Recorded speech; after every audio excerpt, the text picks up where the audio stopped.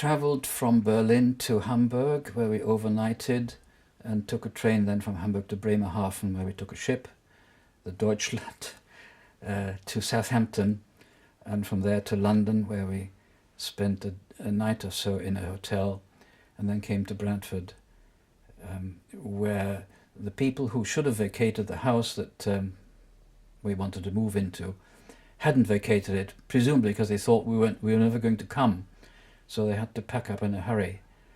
So we had to stay in a little hotel, which ate up our precious money, which we hadn't intended to or expected to have to spend. And then we moved into a cold house, no central heating in those days, and we had to start from absolute scratch, my father having to earn money straight away, which was difficult. And what were your parents allowed to bring out with you? Fortunately, all their belongings, all their furniture, we had 3 what are called lifts, not to be confused with the lifts you find in a courthouse or a store. They're huge wooden boxes, perhaps as large as a room, into which they were able to put all their furniture in. Funnily enough, they had to have a customs officer present to make sure we weren't taking any contraband, whatever that contraband might have been. And he said to my father, he said, if I were Jewish, I would emigrate as well. Now this was November 37, so this obviously non-Jewish person saw that things weren't going right, but he said that to my father. And what about your schooling? Schooling, well, we made contact with the local rabbi for his help in 1 or 2 respects, and his wife said that, well, the best school in the district is the Bradford Grammar School, but it'll cost you money. So my parents must have said, well, so be it. And so the wife of the rabbi took my mother and myself to see the headmaster of the school to see if I was suitable to enter.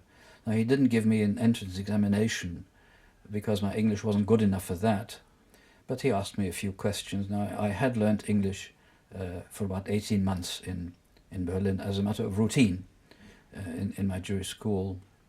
In Germany, the method of assessing a report is from 1 to 5. A 1 is very good, a 2 is good, a 3 is middling, 4 not so good, 5 is very bad. Now in England, if you got 1 out of 10, it's a very low mark. 10 out of 10 is very good. He took my report, my leaving report, and he saw lots of 1s and 2s, and he must have thought, well, I was a bad scholar. I don't think we explained to him that these were good marks because we didn't know that the English way of marking was the reverse. So we just thought, well, he would understand that this was a good report. But anyway, he took me in and put me into a particular class. And at the end of the first year, I'd made such good progress that I jumped the next year and went straight into the next class. And how did you settle in? Did you find some good school friends?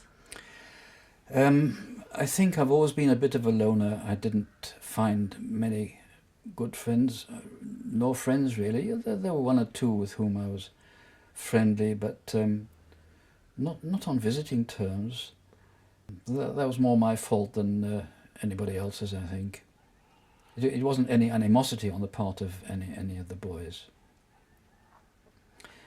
And what about learning your English? How soon did you feel like Well, you were up to I've always been a good scholar in all subjects that I tackled except history. I didn't care for history anywhere. But I was good at English when I was still in Berlin, so that was a good grounding, and I soon picked it up. That was no problem whatsoever. And did you follow your love of music while you were at the school? Yes, in fact, when I was still in Berlin, apparently I was the music teacher's best singing pupil. I only found that out much later, that he told a great aunt of mine with whom he was on holiday together that I was his best pupil. So I always sang well. When I came to the school in Bradford, the music teacher asked me to play something on the piano, but he didn't develop that very much. and he didn't develop my singing at all. So at the grammar school here in Brantford, although I liked music, there was no development of either voice or piano playing. I had already in Germany. Yes, of course I had piano lessons. Yes, but I didn't make much progress. So my parents thought I might try the violin, which I carried on when we came to Brantford. We found a violin teacher, but I soon realised I couldn't ever play as well as high fets, so I had to give up.